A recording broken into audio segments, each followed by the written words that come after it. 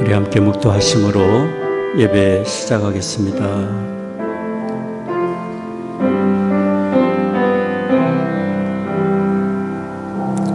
오라 우리가 굽혀 경배하며 우리를 지으신 여호와 앞에 무릎을 꿇자. 대저주는 우리 하나님이시요 우리는 그의 기르시는 백성이며 그 손의 양이라. 너희가 오늘날 그 음성 듣기를 원하노라. 존귀하신 아버지 하나님, 구원의 하나님, 날마다 은혜의 장중에 우리를 붙드시고 선한 길 인도하시는 아버지 하나님을 찬양합니다. 오늘도 저희들 불러주셔서 이처럼 모여 예배하게 하시오니 이곳에 주의 거룩하신 영으로 임재하시사 홀로 존귀와 영광을 받으시옵소서. 우리 드리는 찬송과 기도와 묵상이 아버지 하나님께 다 연락되기를 원합니다. 우리 주 예수 그리스도의 거룩하신 이름으로 기원하옵나이다. 아멘. 자리에서 기립하셔서 함께 찬송 부르겠습니다.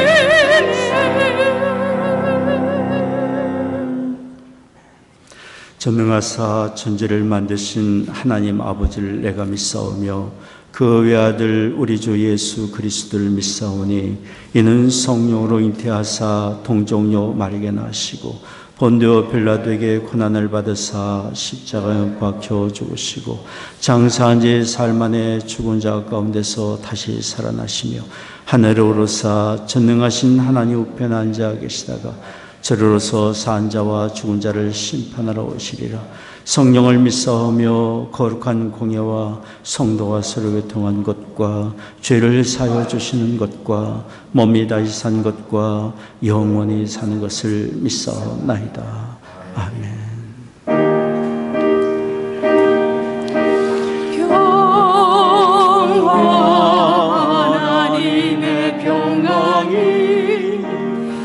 당신의 삶에 넘쳐나기를 평화 하나님의 평강이 당신의 삶에 가득하기를 축복합니다. 축복합니다.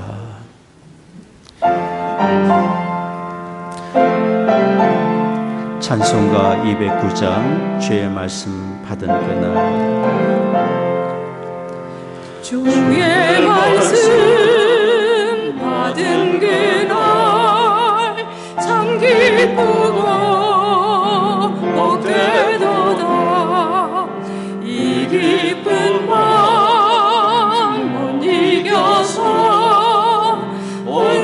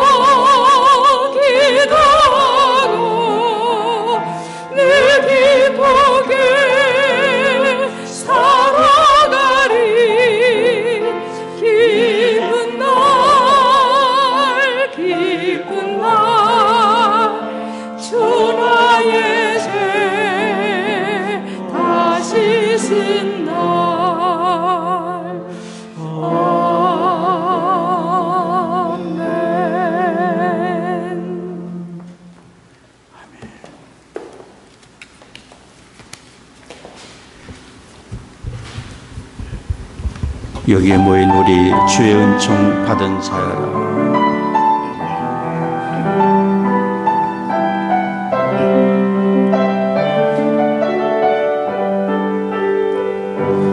여기에 모인 우리 주의 은총 받은 자여라. 주께서 이 자리에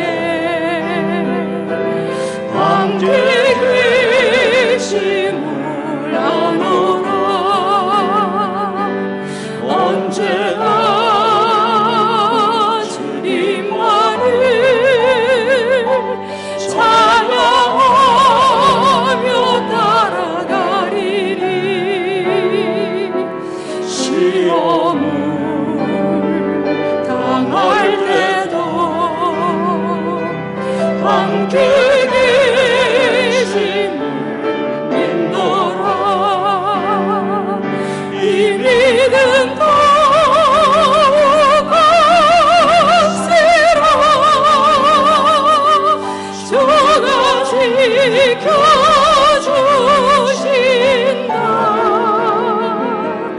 어두운 밤에도 주의 밝은 배 인도하여 주신다. 주님이 뜻하시니 헤아리기 어렵더라도 언제나 주 뜻 안에 내가 있음을 아노라. 사랑의 말씀들이 나를 더욱 새롭게 하니 때로는 넘어져도 최후 승리를 믿노라. 이 믿음 더욱 앞세로 주가 지켜주신다. 어두운 밤에도 주의 밝은 배 인도하여 주신다. 아멘. 교독문 19번 함께 교독하겠습니다. 만군의 여호와여, 내 영혼이 여호와의 궁정을 사모하여 쇠약하며 나의 왕 나의 하나님 만군의 여호와여,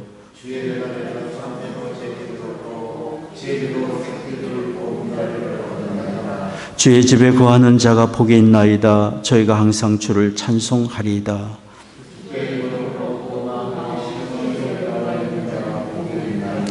저희는 눈물 골짜기로 통행할 때에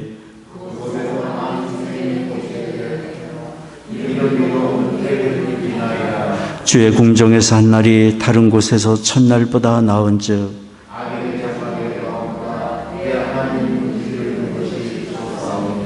만군의 여호와여, 주께 의지하는 자는 복이 있나이다. 아멘.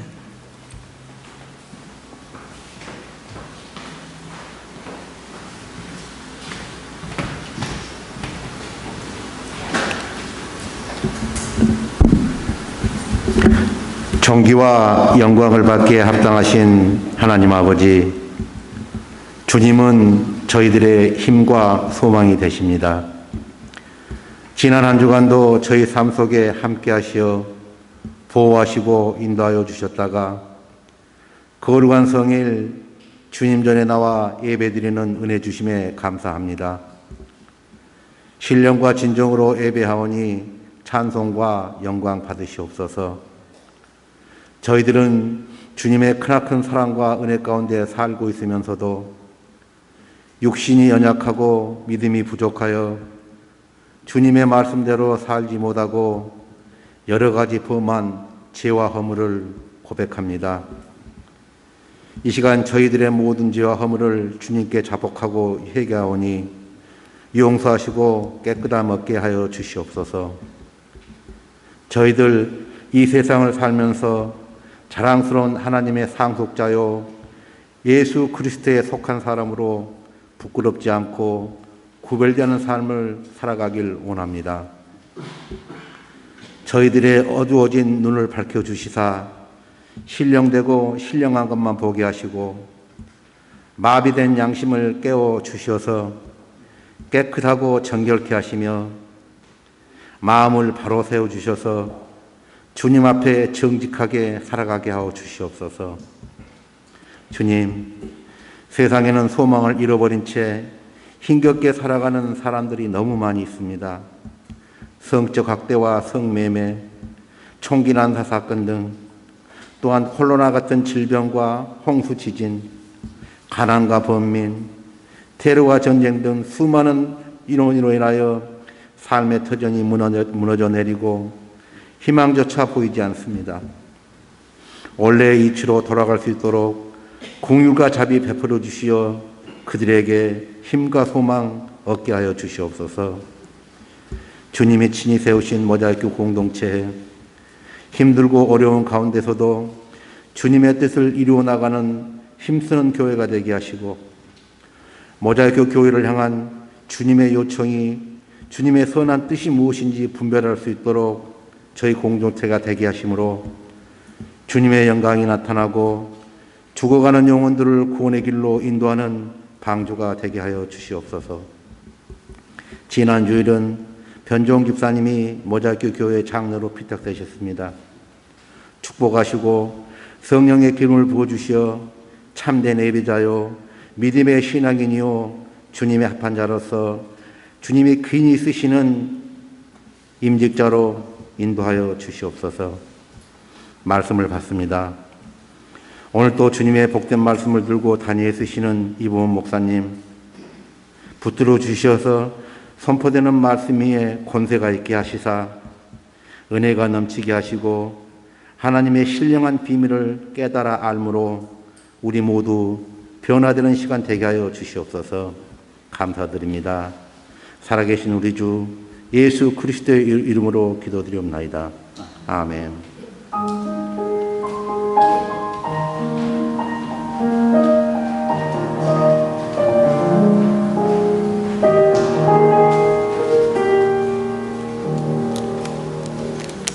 네, 오늘의 말씀은 창세기 17장 9절에서 14절입니다.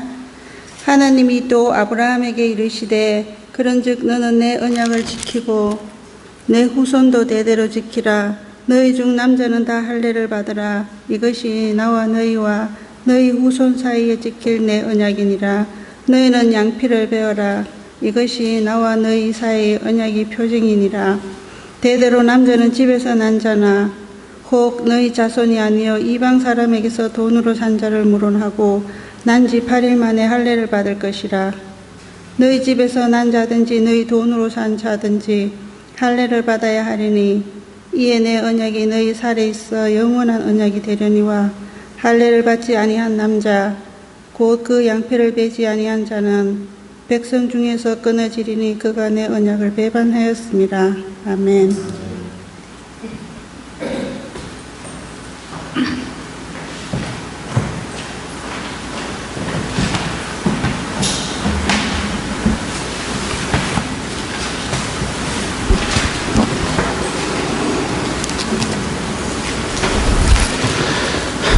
여러분은 하나님께 사랑받는 사람입니다. 하나님께 사랑받는 사람으로서 우리가 오늘 이렇게 모여 하나님께 예배를 드리고 있습니다.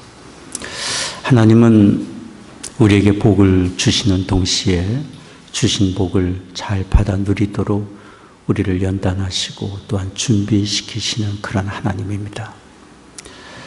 우리가 하나님의 뜻에 알맞도록 잘 준비되고 구비하여 온전한 사람이 될 때 주신 복이 우리에게 온전한 복이 될 수 있고, 하나님이 우리에게 주신 복으로 하나님의 선한 뜻을 이 세상에서 이루며 살아갈 수 있기 때문입니다.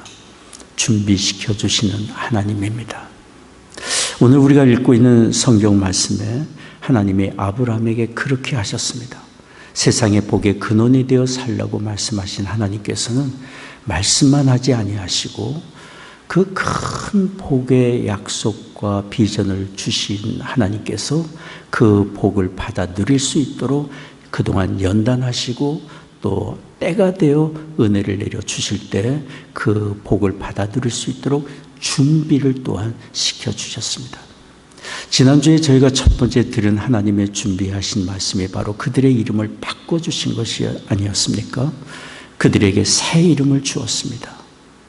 한 가정의 아버지라는 뜻의 아브라함에서 열국의 아비라는 뜻의 아브라함으로 이름을 바꿔주셨고, 그의 아내 사레에게도 한 가정의 여주인이라는 뜻의 사레에서 열방의 어미라는 뜻의 사라로 이름을 바꿔주었습니다. 그들의 관심사가 가정의 복, 자녀의 복, 그들이 자기에게 쏟아있던 관심사를 세상으로 돌리고 온 세상에 하나님의 복을 전달하는 전달자로 복의 근원으로 살도록 이름에 하나님의 비전과 뜻과 계획을 밝혀주셨고, 자신들의 이름을 기억하면서 무엇을 위해 살아야 할지를 항상 생각하게 하기 위한 것이었습니다.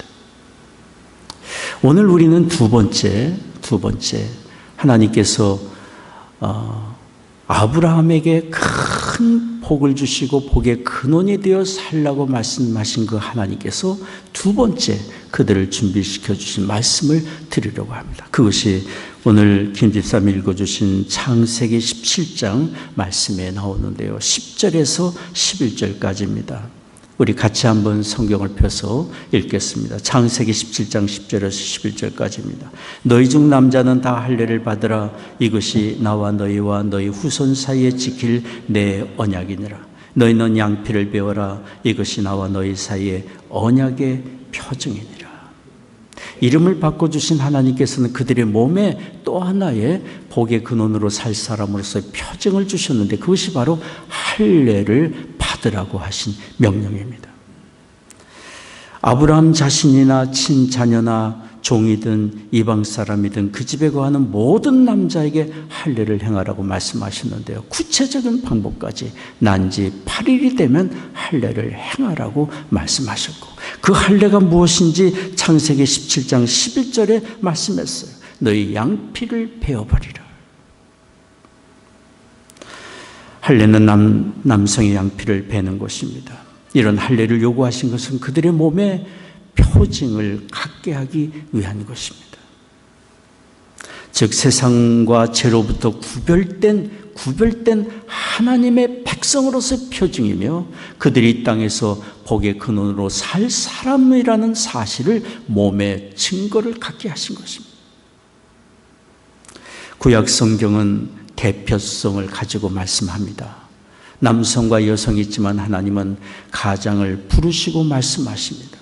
여기 아브라함에게 하나님께서 할례를 받으라고 말씀하신 것은 사라에게도 동일한 요구가 들어 있습니다. 아브라함만 아니라 사라까지도 온 세상에서 구별되어 하나님의 거룩한 백성으로 살라고 하신 요구이십니다. 거룩한 하나님의 백성이고 이 땅에서 하나님 나라의 일꾼으로 살 사명을 가지고 산다는 것, 그런 증거를 몸에 가지고 있다는 것, 이 얼마나 영광되고 아름답고 복된 일입니까? 그런데 우리가 주목해야 될 것이 있습니다. 하나님의 명령, 이 할례의 명령은 육체의 할례로 끝나는 것이 아니라는 사실. 하나님께서 요구하신 몸의 할례를 행하라고 하신 이것은 마음으로부터 할례를 받으라고 요구하신 것입니다. 즉 우상 숭배와 세속적인 가치로 살고 있는 세상 속에서 구별되어 하나님의 사람으로 구별되어 온 마음을 다하여 하나님을 사랑하고 그 말씀을 쫓아 살고 하나님을 섬기는 하나님의 백성으로 마음으로부터 구별될 것을 요구하신 것입니다. 마음의 할례. 하나님의 사랑과 구원의 은혜를 전하는 사람으로서의 그의 중심이 새로운 삶의 목적과 비전에 헌신할 것을 요구하신 것입니다. 하나님의 이런 뜻이 성경에 계속 밝혀지고 있습니다. 아브라함에게 할례를 명령하신 지 500여 년의 세월이 지난 이후에 큰 사건을 우리는 기억합니다. 이스라엘 백성이 애굽 땅에서 450여 년간 종살이 하다가 그들이 출애굽하여 가나안 땅으로, 약속의 가나안 땅으로 들어갈 때, 요단강 바로 맞은편 모압 평지에 모여 있을 때 그들의 인도자였던 모세가 하나님의 뜻을 전해준 것입니다. 신명기 10장 12절 13절 말씀입니다. 스크린에 보이실 것입니다. 같이 한번 읽겠습니다. 이스라엘아, 내 하나님 여호와께서 내게 요구하시는 것이 무엇이냐? 곧 내 하나님 여호와를 경외하여 그 모든 도를 행하고 그를 사랑하며 마음을 다하고 성품을 다하여 내 하나님 여호와를 섬기고 내가 오늘날 내 행복을 위하여 내게 명하는 여호와의 명령과 규례를 지킬 것이 아니냐. 세상과 구별되라고 하신 하나님의 뜻이 무엇인지를 오랜 세월이 지난 후에 모세를 통해 하나님께서 다시 한번 말씀한 것입니다. 마음을 다하여 하나님을 사랑하고 성품을 다하여 하나님을 섬기는 하나님의 백성으로 구별되라고 말씀하십니다. 그리고 꼭 집어서 또 신명기 10장 16절에 이렇게 말씀해 주세요. 같이 읽겠습니다. 그러므로 너희는 마음의 할례를 행하고 다시는 목을 곧게 하지 말라. 거역하는 백성이 아니요, 자기 육신의 요구를 쫓아 사는 사람이 아니요, 옛 성품과 옛 습관으로 쫓아 사는 사람이 아니라 하나님께 순복하는 마음의 할례를 받은 백성이 되라고 말씀하시는 것입니다. 이처럼 하나님은 육체의 할례를 명령하실 때 마음의 구별, 마음의 할례를 요구하셨습니다. 오늘날 우리는 육체의 할례를 받지 않습니다. 그 이유는 하나님의 아들 구원의 주 예수 그리스도가 오시기까지 요구되었던 구약의 율법이기 때문입니다. 이제는 예수 그리스도의 십자가의 대속의 은혜로 우리의 구원이 완성되었고 모든 옛 율법의 요구가 예수 그리스도의 십자가의 은혜 안에서 다 성취되었기 때문입니다. 그러나 육체의 할례를 우리가 더 이상 받지는 않지만 본래의 육체의 할례를 요구하셨던 하나님의 근본 의도는 여전히 우리에게 적용됩니다. 마음으로부터 할례를 받아 세상과 구별되어 하나님의 백성으로 살라고 하신 하나님의 요구는 여전히 우리에게 계속되고 있습니다. 오늘날 우리는 과거의 할례와 같이 거룩하고 아름다운 의식을 행하고 있습니다. 그것은 바로 세례의식입니다. 골로새서 2장 11절 12절 말씀 자막을 보시고 같이 한번 읽겠습니다. 또 그 안에서 너희가 손으로 하지 아니한 할례를 받았으니 곧 육적 몸을 벗는 것이요 그리스도의 할례니라. 너희가 세례로 그리스도와 함께 장사한 바 되고 또 죽은 자들 가운데서 그를 일으키신 하나님의 역사를 믿음으로 말미암아 그 안에서 함께 일으키심을 받았느니라. 우리가 받는 이 세례는 곧 과거에 하나님이 명령하신 육체의 할례와 같은 의미, 오히려 더 완성된 의미, 구별된 백성으로서의 갖는 거룩한 의식임을 말씀을 하고 있습니다. 세례를 받을 때 우리는 하나님의 이름과 하나님의 아들 예수 그리스도의 이름과 성령의 이름으로 하나님 앞에 우리는 돌아와 세례를 받습니다. 회개하고 세상으로부터 하나님께 돌아옴의 표시가 세례인 것이고 주 예수 그리스도를 믿고 영접하는 구체적인 고백의 표시가 세례인 것이고 이제는 옛사람은 죽고 새 사람으로 하나님의 백성으로 다시 일어나는 표시가 바로 세례의식인 것입니다. 로마서 6장 4절이 바로 이 세례에 대하여 우리에게 다시 한번 밝혀주고 있습니다. 같이 읽겠습니다. 그러므로 우리가 그의 죽으심과 합하여 세례를 받음으로 그와 함께 장사되었나니 이는 아버지의 영광으로 말미암아 그리스도를 죽은 자 가운데서 살리심과 같이 우리로 또한 새 생명 가운데서 행하게 하려 함이라. 주님과 함께 죽고 다시 산 사람이라 한다면, 세례를 예수 그리스도의 이름과 아버지 하나님의 이름과 성령으로 받은 사람이라고 한다면, 새 생명을 얻은 사람으로서 행하는 것이 우리에게 주어진 과제입니다. 구체적으로 베드로전서 1장 15절이 우리에게 그래서 말합니다. 오직 너희를 부르신 거룩한 자처럼 너희도 모든 행실에 거룩한 자가 되라. 하나님이 우리에게 바라시는 것은 너무도 분명합니다. 구원하신 아버지 하나님을 믿는 동시에 하나님이 분부하신 하나님의 거룩하심을 또한 본받아 사는 것입니다. 모든 행실에서 우리의 마음으로부터 거룩함으로 구별되어 하나님을 닮아가는 사람으로 살아가는 것입니다. 우리를 향하신 하나님의 뜻입니다. 진정한 믿음은 거룩한 행실로 드러나야 되겠고, 우리의 심령의 변화와 삶의 변화, 거룩함은 곧 우리의 내적 믿음의 증거가 될 것입니다.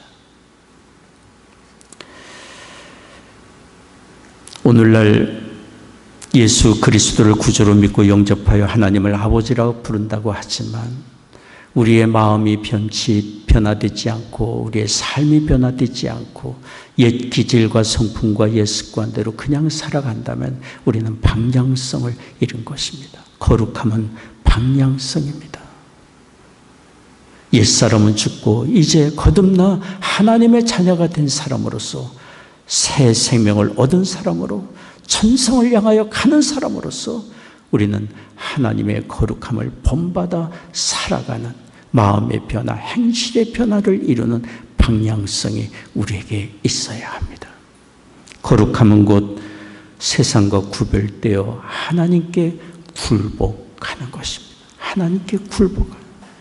이전에는 내 생각을 쫓고 육신의 요구를 쫓고 세상의 가치를 쫓던 우리가 돌아서서 이제는 하나님께 굴복하여 그분의 말씀을 쫓아 살아가는 것입니다.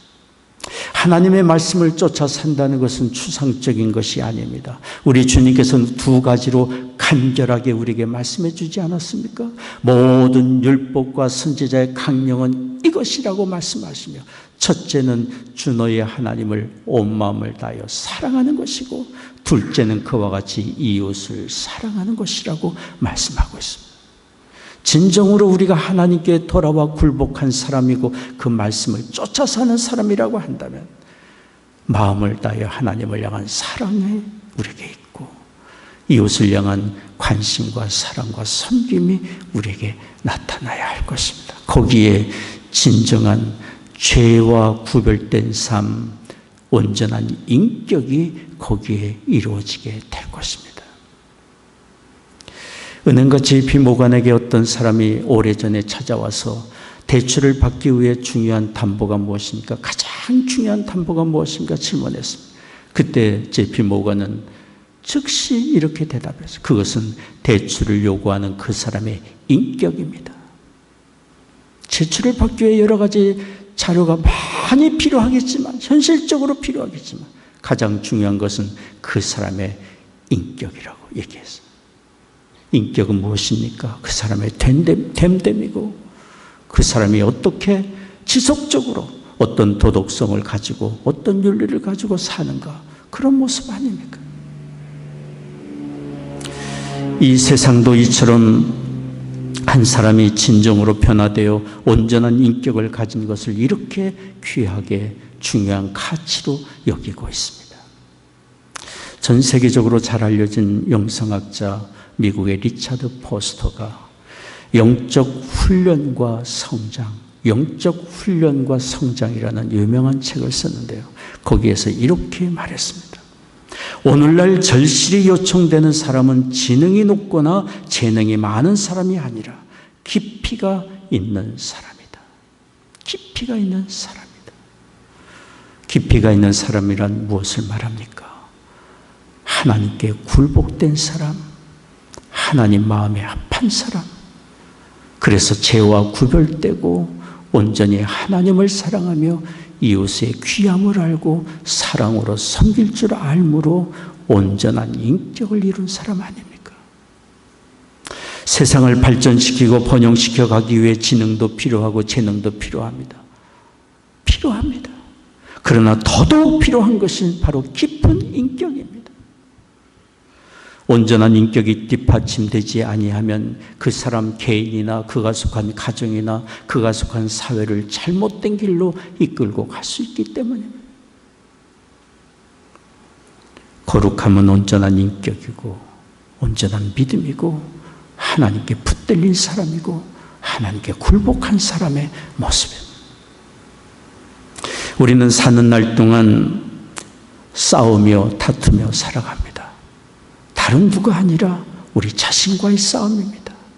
우리 자신의 육신의 요구와 죄의 유혹 앞에 무엇을 선택할 것인지, 한편으로는 하나님의 뜻을 알지만 육신의 요구가 끈질기게 나를 붙들고 늘어지니 내적 싸움이 우리에게 있습니다.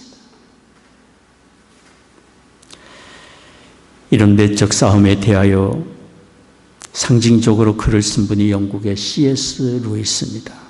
이분이 위대한 결연, The Great Divorce라는 책을 썼습니다. 그 책에서 천국 문 앞으로 다가가는 한 사람에 대한 이야기를 상징적으로 했는데요. 그 사람에게는 항상 옷에 붙어 다니는 도마뱀 한 마리가 있었습니다.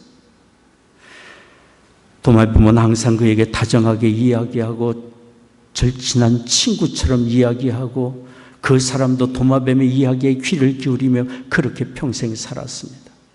C.S. 루이스는 그 도마뱀을 유혹자, 거짓말쟁이, 교만한 존재, 아비, 마귀를 상징한 거죠.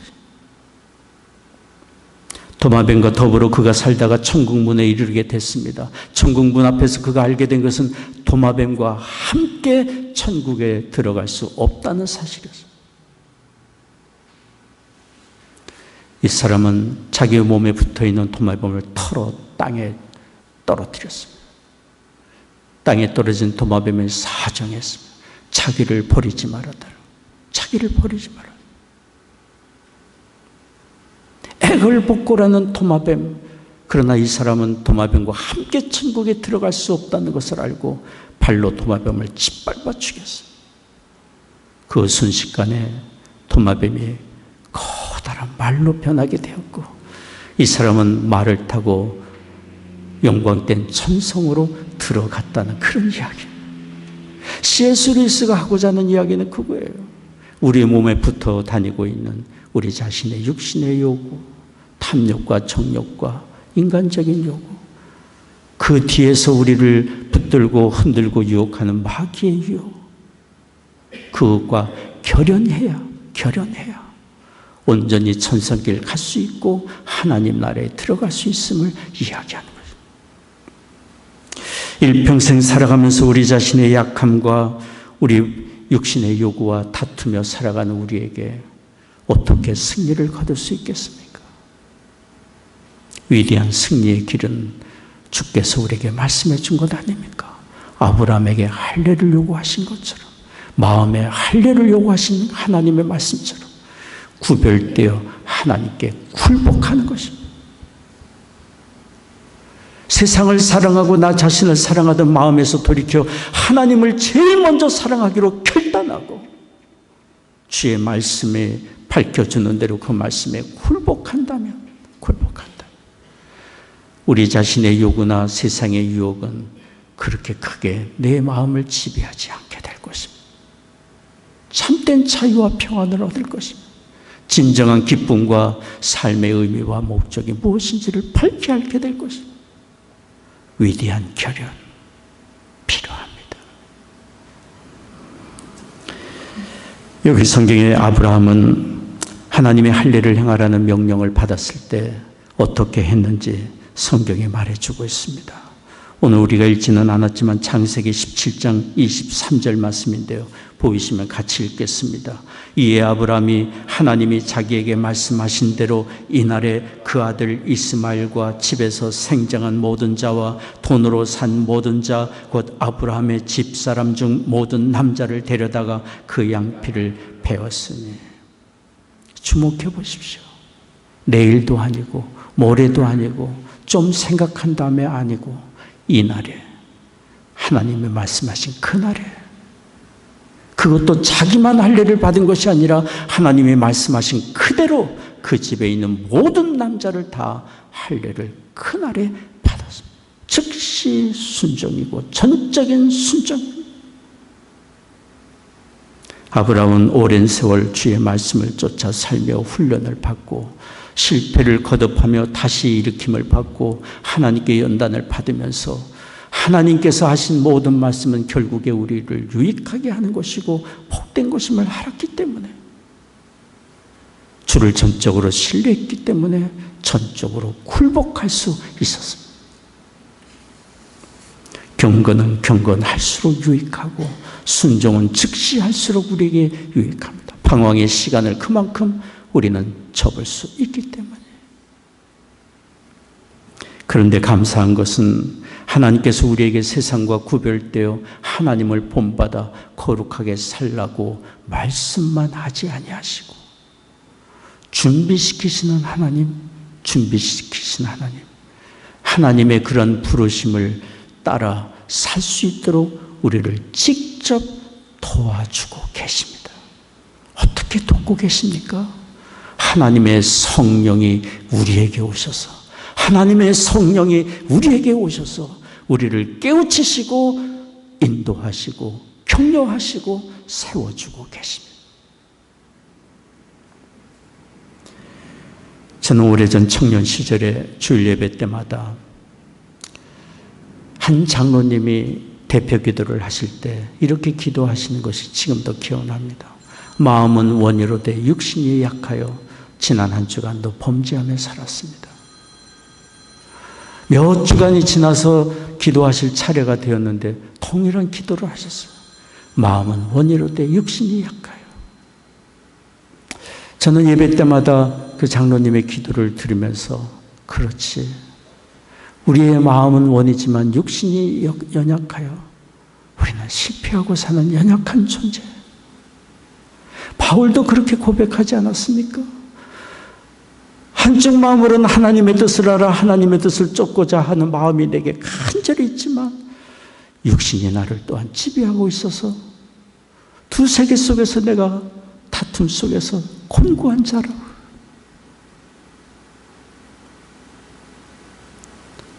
그러나 이런 영적 싸움에 우리를 홀로 두지 아니하시고 우리의 약함을 아신 하나님께서 우리를 도우시는 보혜사 성령을 우리에게 보내주셨습니다. 그 성령이 어디에 계십니까? 지금 믿는 자 우리 안에 거하고 계십니다. 우리를 하시고 우리의 이야기를 들으시고 우리의 기도를 들으시고 우리의 약함을 아시기 때문에 언제 어떻게 우리를 도와야 할지 알고 계십니다. 하나님의 그 말씀을 쫓아 살기 위해서 우리에게 필요한 것은 바로 성령을 쫓아 사는 것입니다. 우리의 양심을 깨우치시고 생각의 말씀을 넣어주시고 기록된 하나님의 말씀으로 주의 뜻을 밝혀주시는 성령을 쫓아 살아가는 것입니다. 우리 역사상, 기독교 역사상 451년은 중요한 종교회의가 있었습니다. 그것을 가리켜 칼케톤 회의라고 합니다. AD 451년. 칼케톤 이 종교회의에서 결정한 것은 오랜 세월 동안 100여 년이 넘도록 논의하고 정리하던 것을 결론 지은 회기가 바로 451년의 칼케톤 회의입니다. 그때 다른 것은 우리의 구원의 주 예수 그리스도, 하나님의 아들 예수 그리스도에 대해서 정리한 것입니다. 예수님은 하나님과 동등되신 분으로 온전한 신성을 가지셨고 동시에 육신의 몸으로 우리에게 찾아오신 우리와 동일한 인성을 가지신 분이다. 완전한 신성, 완전한 인성을 가지신 분이지만 주님이 가지신 두 신성과 인성 중에 신성이 더 우월권을 가지셨다. 그 이야기는 예수님이 육신의 몸을 입고 사는 동안 육신의 요구가 있으셨지만 신성에 굴복하여 하나님의 뜻을 온전히 이루셨다는 이야기입니다. 겟세마네 동산에서 아버지여 할 수만 있으면 이 잔이 내게서 지나가기를 원합니다. 그러나 내 원대로 마시고 아버지의 원대로 되기를 원합니다. 주님의 일평생은 굴복의 일평생입니다. 육신의 인성으로 신성에 굴복하며 사신 것입니다.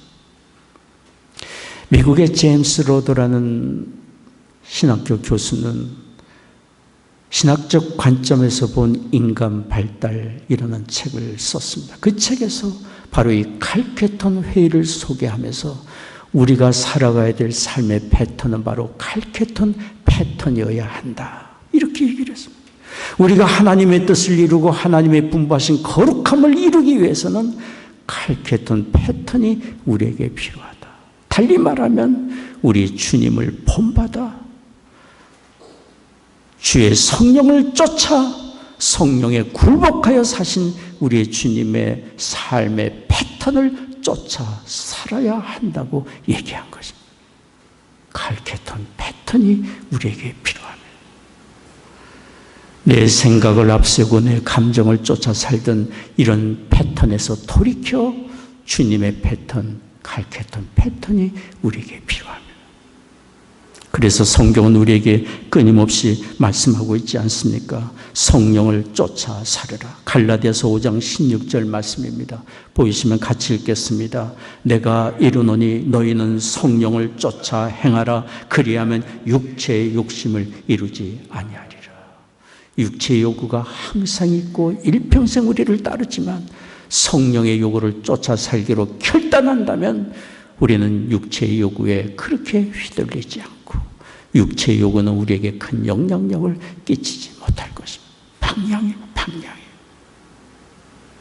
만약에 도우시는 성령이 우리 안에 이미 와 계시고 우리를 끊임없이 말씀으로 우리의 양심으로 깨우치시고 하나님의 뜻을 밝혀주지만 성령을 쫓지 않고 자기의 육신의 요구를 그냥 쫓아 산다면 우리의 생활 속에 우리의 삶에 나타나는 일들이 무엇인지를 성경은 밝히 말해주고 있습니다. 갈라디아서 5장 19절 21절까지인데요. 여러분 보시면 같이 읽겠습니다. 육체의 일은 현저하니 곧 음행과 더러운 것과 호색과 우상숭배와 술수와 원수를 맺는 것과 분쟁과 시기와 분냄과 당짓는 것과 불리함과 이단과 투기와 술취함과 방탕함과 또한 그와 같은 것들이라. 우리의 삶의 평안을 잃고 우리의 삶에 나타나는 양상들이 무엇인지 그것을 살펴본다면 우리가 지금 누구를 쫓아 무엇을 쫓아 살고 있는지 내적으로 하나님과의 관계를 우리는 진단할 수 있을 것입니다. 그러나 여기 성경은 또 우리에게 말해주고 있습니다. 성령을 쫓아 사는 사람에게 나타나는 선한 열매가 있는데 그 열매가 무엇인지 갈라디아서 5장 22절에서 24절까지 말해줍니다. 같이 읽겠습니다. 오직 성령의 열매는 사랑과 희락과 화평과 오래 참음과 자비와 양성과 충성과 온유와 절제니 이 같은 것을 금지할 법이 없느니라. 그리스도 예수의 사람들은 육체와 함께 그 정과 욕심을 십자가에 못 박았느니라.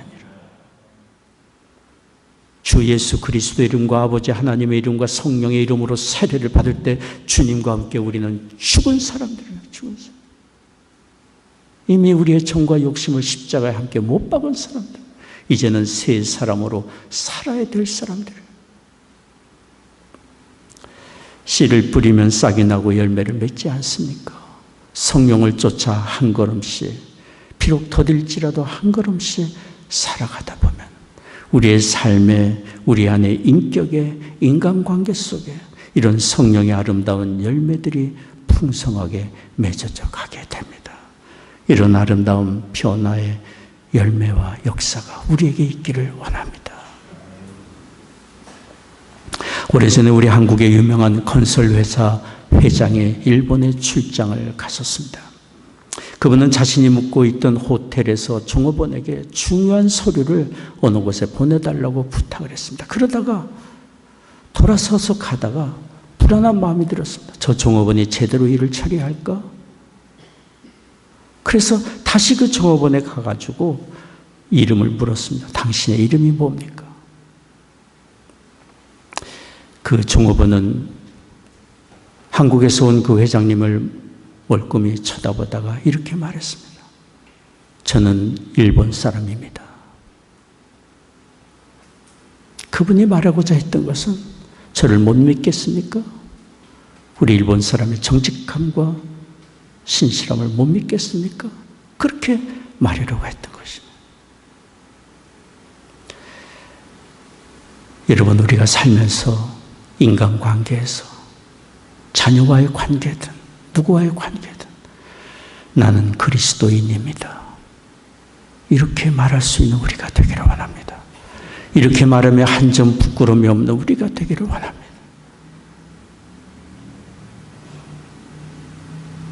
나는 옛사람이 아닙니다.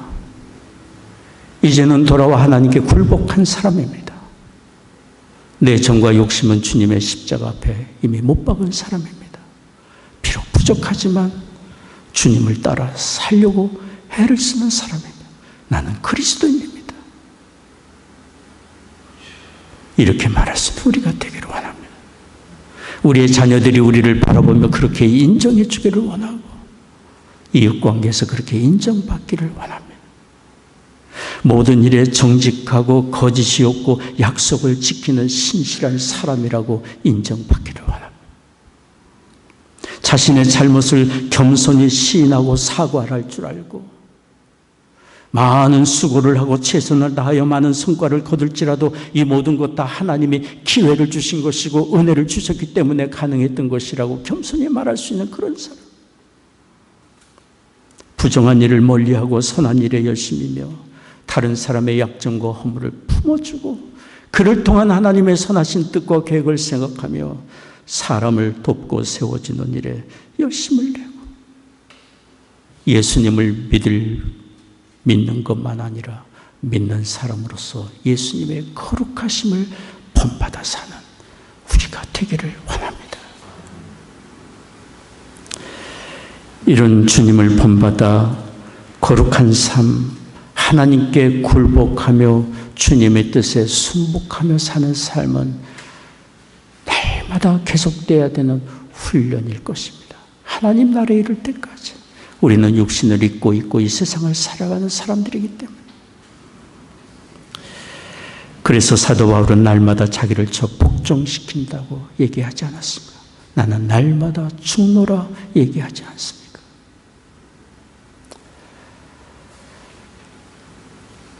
이제 가을이 접어드는 것 같습니다. 거리에 떨어진 낙엽을 밟아보셨습니까? 전 언젠가 떨어진 낙엽을 밟으면서 바사삭 부서지는 낙엽이 저한테 이렇게 말하는 것 같았습니다. 너도 부서져야 된다. 내가 부서져야 내 안에 계신 그리스도가 높임을 받고 주님의 거룩하고 온전한 뜻이 이루어질 수 있다. 우리가 부서져야 합니다. 옛사람 옛기질, 옛사람이 죽고 하나님 앞에 온전히 굴복해야 우리를 택하시고 부르시고 허물과 죄로 죽었던 우리를 살리시고 이 세상에서 하나님의 거룩한 백성으로 주의 사랑과 은혜를 전하며 선한 영향력을 끼치며 살도록 우리에게 바라시는 하나님의 거룩하신 뜻을 이룰 수 있습니다. 낮아질수록 주님이 높아지기 때문입니다. 기도하겠습니다. 자비로우신 아버지 하나님, 허물과 죄로 죽었던 우리를 살리시고 하나님의 거룩한 자녀 삼아주시며 이 땅에서 주의 선한 도구로 쓰임받도록 우리를 인도하시니 감사합니다. 우리는 부족하고 허물투성이고 날마다 넘어지고 쓰러지는 약한 존재이지만 하나님의 성령으로 우리를 붙드시고 세우시고 다시금 일으키시며 주의 선한 뜻 이루게 하시니 감사를 드립니다. 이 시간 예배를 드리며 주님 앞에 헌금을 구별하여 드립니다. 주일헌금, 11조 감사 성경헌금, 건축헌금 제목 따라 주님께 드립니다. 우리의 심령을 드리며 우리의 삶을 주께 드립니다. 허락해 주신 가정마다 믿음과 사랑으로 든든히 세워져 가게 하옵시고 우리의 자녀들 이룬 가정과 학업의 현장과 일터에 하나님 은혜 내려주시사 주 예수 그리스도를 믿을 뿐 아니라 주님의 거룩하심을 본받아 사는 우리의 자녀들 다 되게 하여 주옵소서. 경영하는 사업, 일터마다 하나님 은혜 내려주시사 잘 되게 하시고 이 어려운 시절 능히 감당해 갈 수 있도록 은혜를 내려 주옵소서. 육신 연약한 교우들이 있습니다. 치유의 광선을 비추어 주시사 모든 질병과 연약한 굴복하여 떠나가게 하여 주옵시고 이 어려운 시기에 교우들의 가정마다 지켜주시사 건강과 안전에 은혜를 내려 주옵소서. 마음의 평강도 허락해 주시옵소서. 사랑하는 족고가 북녘 땅 하나님의 은혜 창조에 의탁합니다. 이 나라를 주의 의의 도구로 또한 사용해 주옵소서. 감사하옵고 우리 주 예수 그리스도의 거룩하신 이름으로 기도하옵나이다. 아멘.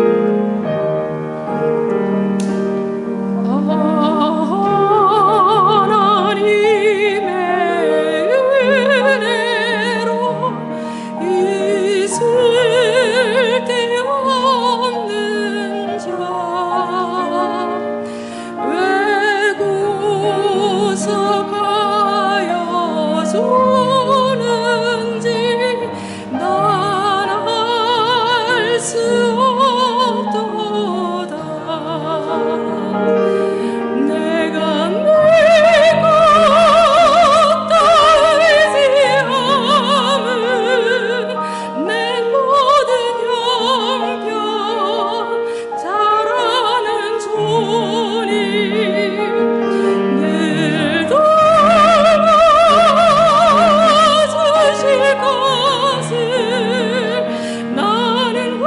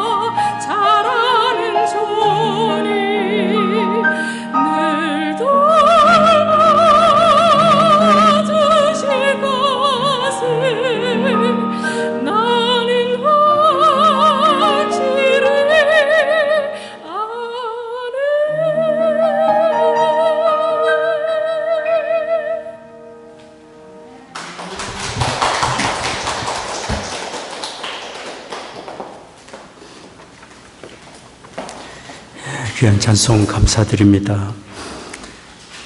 이번 주 통신 성경 공부는 열왕기하 1장에서 12장까지 준비됐습니다. 지난 주일 교인총회에서 변재웅 안수 집사님이 저희 모자크 교회 장로로 피택이 되셨습니다. 지난 화요일 날 마침 우리 교단 지역회 원례회가 우리 모자크 교회 주최로 있었습니다. 그 모임에서 제가 우리 변재웅 피택 장로님 피택 소식을 전하고 장로 시치를 청원했습니다. 교단에서 청원을 받아들이셨습니다. 이제 앞으로 장로고시가 진행될 터인데요. 공부를 하셔야 되는 기간도 있고 하기 때문에 아마도 1달 반에서 2달 정도 걸리지 않을까, 열심히 준비하면 그렇게 되리라 생각합니다. 변재웅 안수 집사님, 이제 공식 명칭은 변재웅 피택 장로님이십니다. 그러나 피택 장로님 이렇게 부르시기보다 장로님 부르셔도 괜찮다 생각이 듭니다.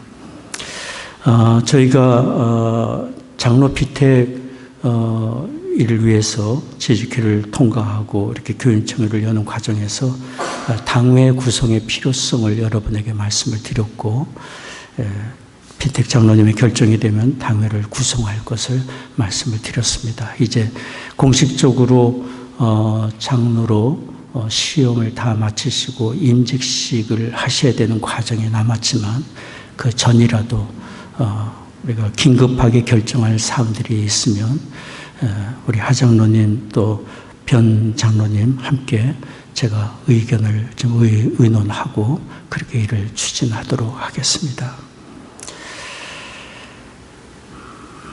여러분 도와주시고 협력해 주셔서 감사를 드립니다.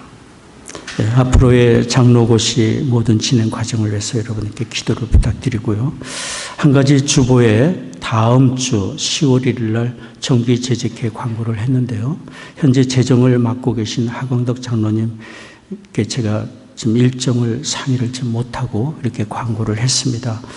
1, 4분기, 2, 4분기, 3, 4분기 일정에 따라서 9월까지 분기가 마치고 10월 첫 주에 보고하면 되겠다 이렇게 생각을 했는데, 은행에서 뱅크 스테이트먼트가 9월 말까지 정리가 돼서 10월 초에 오게 된다고 말씀을 하셔서 뱅크 스테이트먼트를 받고 여러분에게 그 모든 상황을 전해드리려면 아마 10월 셋째 주가 좀 될 것 같습니다. 그래서 재직회를, 정기 재직회를 10월 셋째 주, 10월 17일로 말씀을 좀 수정합니다. 모자크 기독 창작 공모전이 이번 주로 마감이 됩니다. 현재 한 편이 들어온 그런 상태입니다. 명경 문학평론가한테 제가 일단은 좀 말씀을 드렸고 협력을 구한 그런 상태입니다. 앞으로의 진행 과정을 또 여러분에게 말씀을 드리고 또 도움을 요청하도록 하겠습니다. 다른 광고는 주보를 참조해 주시기 바라고요. 우리 자리에서 기립하셔서 다 함께 찬송 부르겠습니다.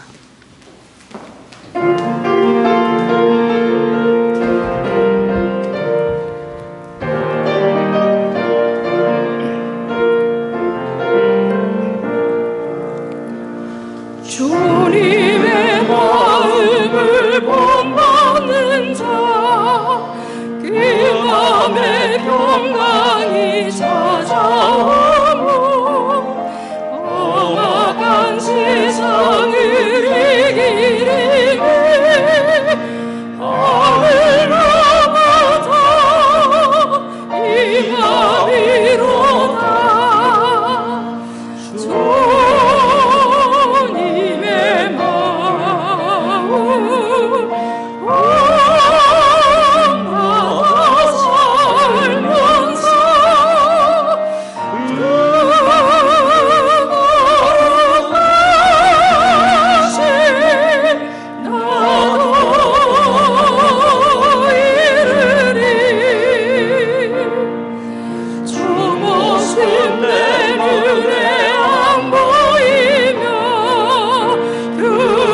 살면서 내 귀에 안 들려도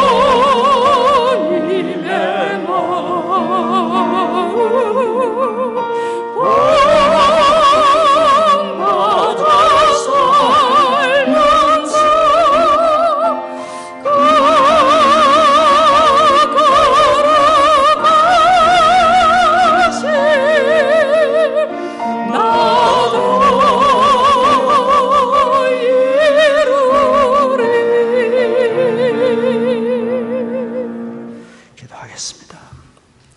지금은 우리의 구원의 주 예수 그리스도의 은혜와 아버지 하나님의 한량없는 사랑하심과 성령의 위로 교통임재하심이 오늘 예배하고 돌아가는 성도들의 심령과 가정과 산업의 현장 위에 이제로부터 영원히 함께 하시기를 축원하옵나이다.